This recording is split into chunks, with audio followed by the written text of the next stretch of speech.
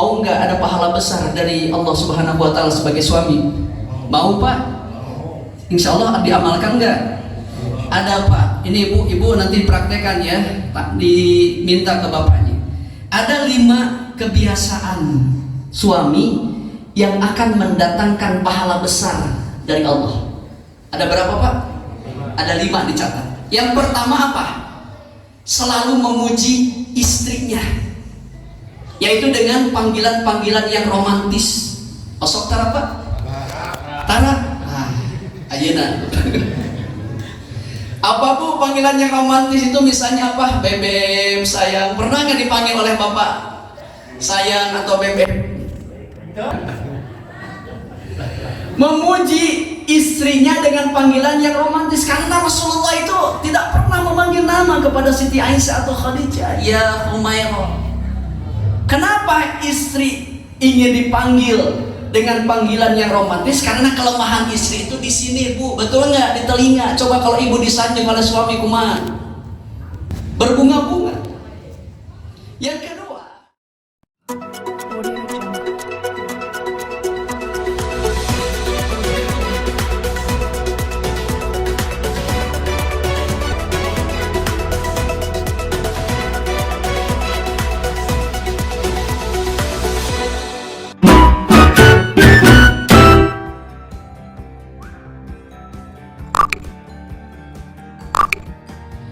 Bismillahirrahmanirrahim.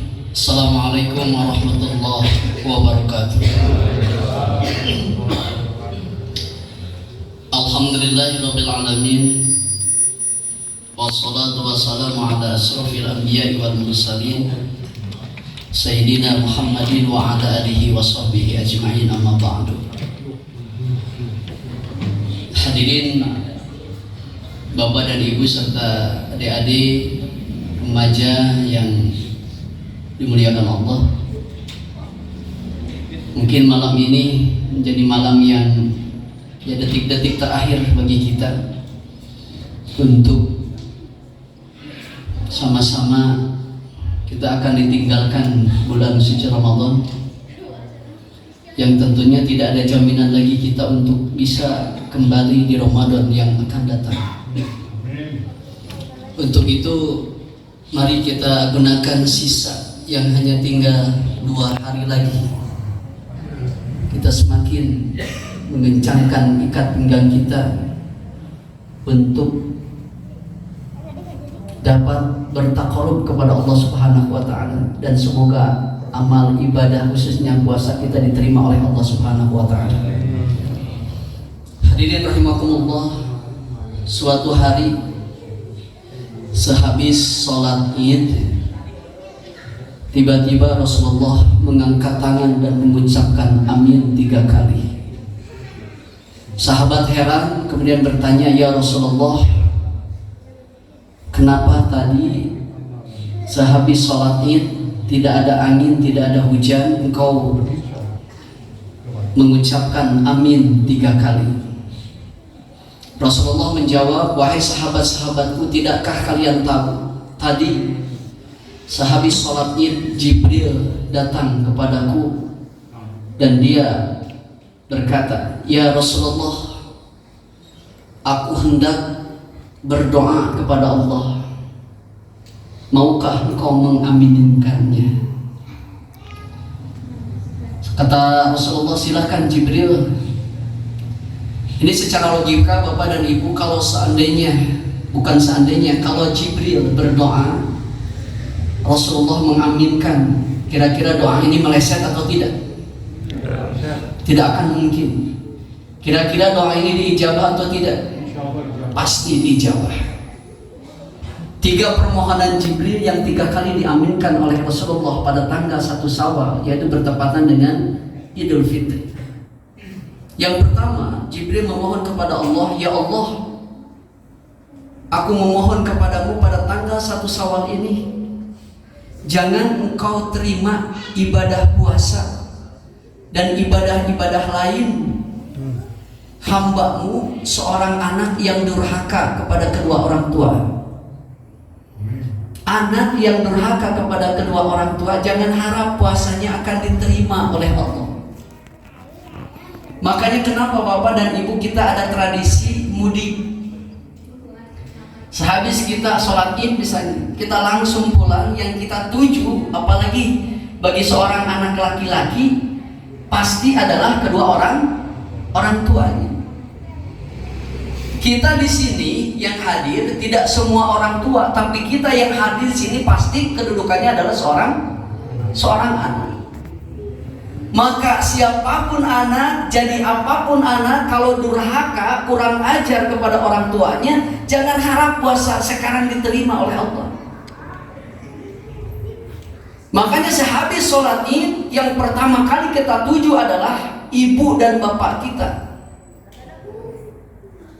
Bapak yang keras keringat, banting tulang, mencari nafkah untuk anak dan istri. Ibu yang sudah susah payah melahirkan kita antara hidup dan mati, sakit luar biasa, bagaikan mengeluarkan kulit dari dagingnya. Itu kalau dibayangkan hadirin rahimakumullah. Makanya kenapa kedudukan Allah dengan orang tua di surat Luqman ayat 14 itu hampir sejajar. Apa kata Allah? Aniskur li wali walidai, bersyukurlah kamu kepadaku dan kedua orang tua. Itu di situ tidak ada koma. Jadi tanda kita berterima kasih, bersyukur kepada Allah, yang pertama itu harus berterima kasih kepada kedua orang tua kita. Kalau kita tidak berterima kasih orang tua kita, tidak ada ridho dari Allah Subhanahu wa taala. Pernah Sayyidina Umar bertanya juga kepada Rasulullah, "Ya Rasulullah, aku ingin melihat wajah Allah itu tersenyum kepadaku.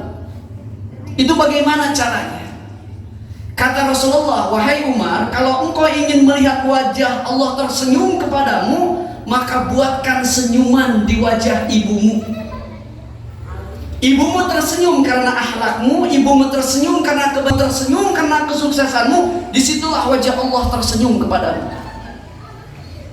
Tapi sebaliknya, kalau engkau buatkan tangisan di wajah ibumu, disitulah kemurkaan Allah kepadamu. Ibumu menangis karena kelakuanmu, ibu menangis karena akhlakmu, maka Allah pun tidak ridho kepadamu. Kita diurus dari kecil, kita diasuh dari kecil, orang tua tidak pernah mengeluh.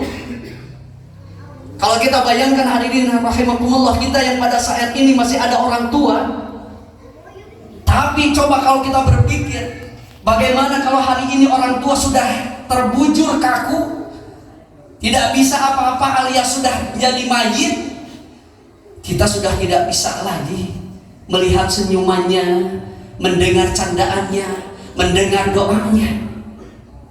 Andai saja orang tua kita saat ini sudah dimandikan, sudah dibungkus dengan kain kafan, kita sudah tidak bisa lagi membawa oleh-oleh kesukaannya.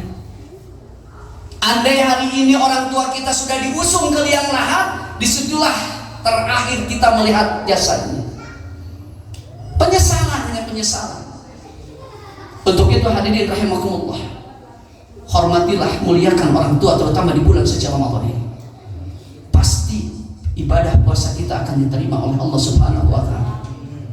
Yang kedua, permohonan Jibril adalah, "Ya Allah, pada tanggal 1 Syawal ini aku memohon kepadamu, jangan engkau terima ibadah puasa dan ibadah-ibadah lain seorang istri yang durhaka kepada suaminya."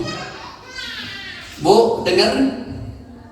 Istri yang durhaka kepada suaminya, jangan harap puasanya akan diterima.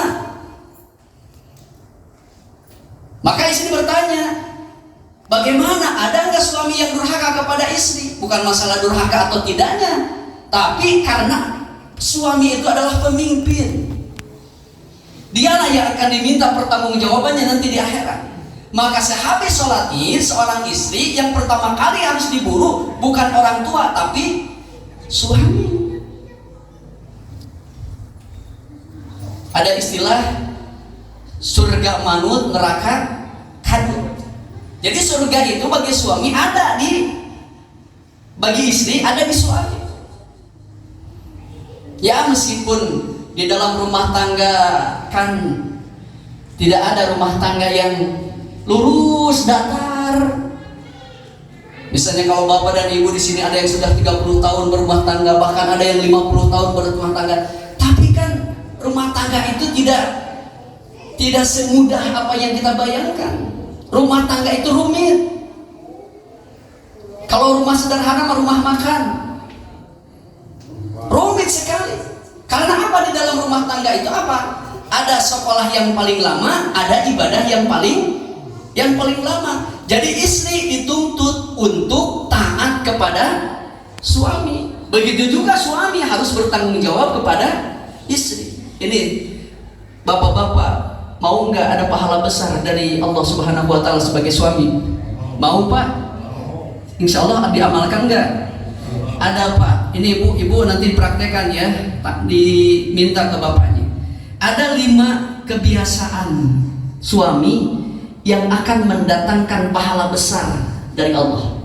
Ada berapa Pak? Ada 5 dicatat. Yang pertama apa?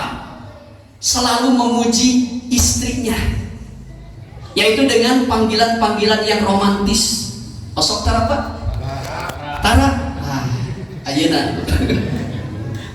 Apa Bu panggilan yang romantis itu? Misalnya apa? Bebek, sayang. Pernah nggak dipanggil oleh bapak sayang atau bebek?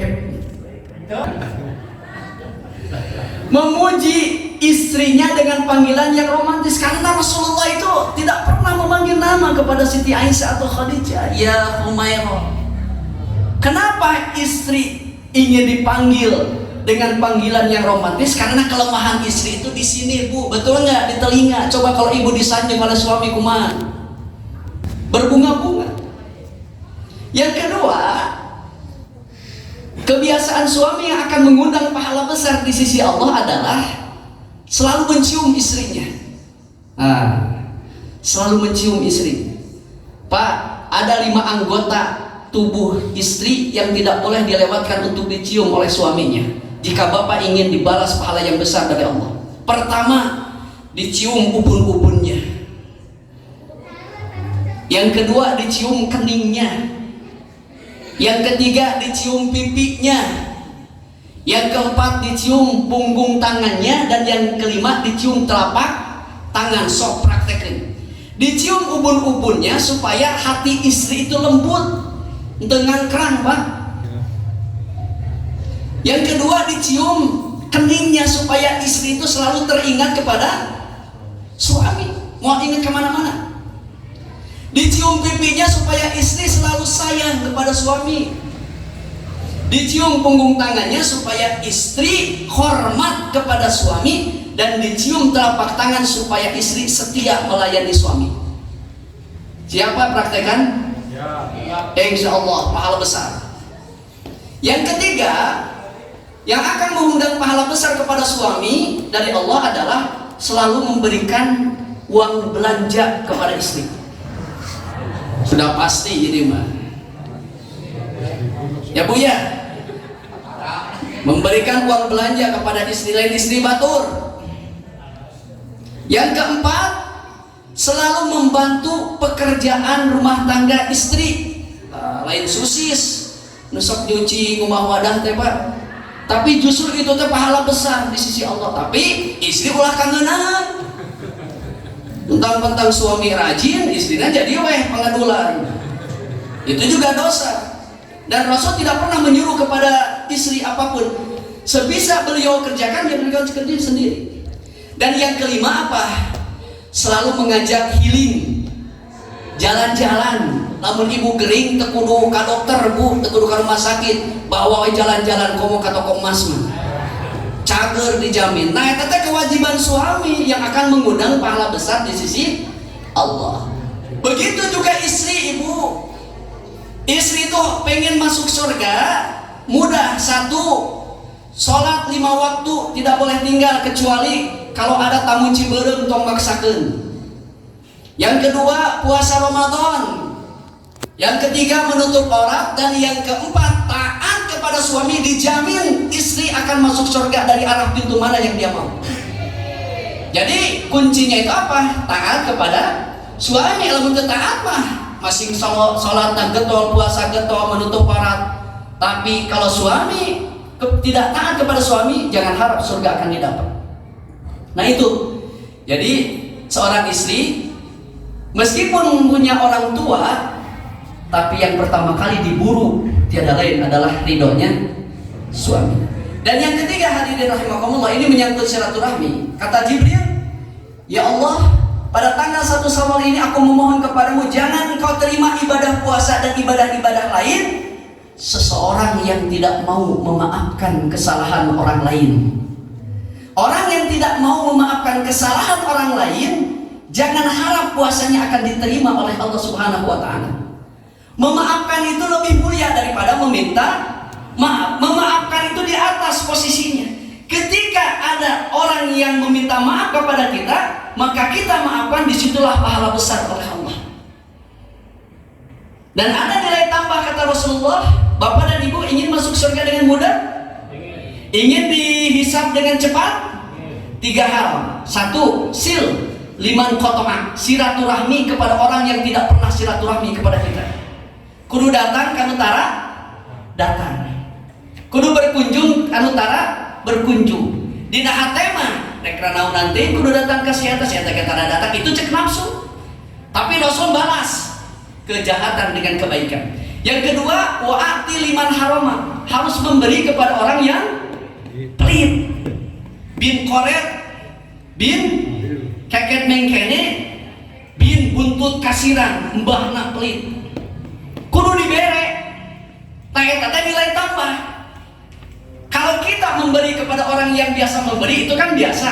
Tapi kalau kita memberi kepada orang yang justru tidak pernah memberi kepada kita, nilai tambah, yaitu surga. Siapa? Abot ente Bu, kudu merek anu koret. Abot praktek nama. Tapi kan hayang ka surga.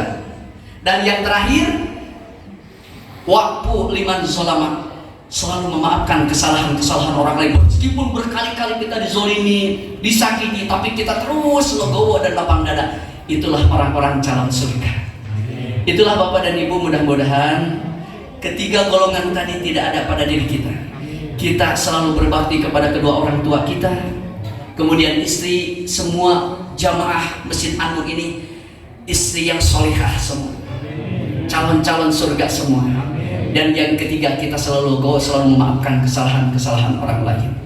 Wassalamualaikum warahmatullahi wabarakatuh.